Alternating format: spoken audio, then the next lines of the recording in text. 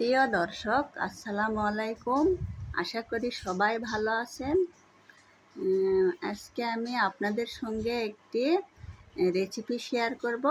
রেসিপিটি হলো চিংড়ি মাছের শুটকির ভর্তার রেসিপি। এই রেসিপি তৈরি করার জন্য প্রথমে আমি চুলার উপর একটা কড়াই বসিয়ে দিয়েছি, আর এর মধ্যে দিয়ে নিলাম সয়াবিন তেল পরিমাণ মতো, আর দিয়ে দিলাম পেঁয়াজ কুচি দেওয়ার পরে নেড়েচেড়ে ভেজে নিতে হবে। আর এর সঙ্গে দিয়ে দিলাম 5-6টা শুকনা মরিচ।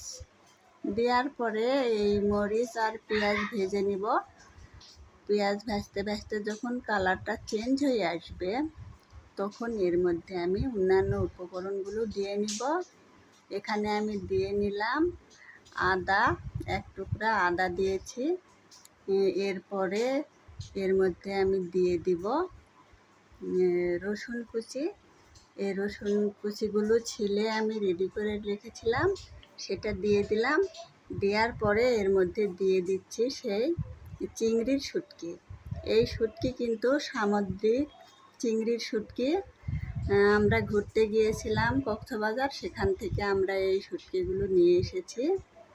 এবার এর মধ্যে দিয়ে দিলাম টেস্ট অনুযায়ী লবণ, আর দিয়ে দিলাম সামান্য হলুদ গুঁড়া, আর এর মধ্যে দিয়ে দিলাম কিছু আস্ত জিরা। দেওয়ার পরে এই সবগুলো উপকরণ সুন্দর করে ভেজে নিতে হবে। আর একটু সরিষার তেল দিয়ে নিলাম।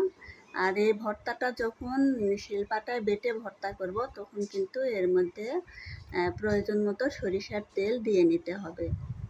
আর লবণটা আপনারা আপনাদের টেস্ট অনুযায়ী দিয়ে নেবেন। আর যদি কম বেশি কিছু হয়, তাহলে ভর্তা বাটার সময় লবণ দিয়ে নিতে পারবেন। এই যে দেখুন, আমি শিলপাটায় ভর্তা করে নিয়েছি। খেতে কিন্তু অনেক টেস্টি।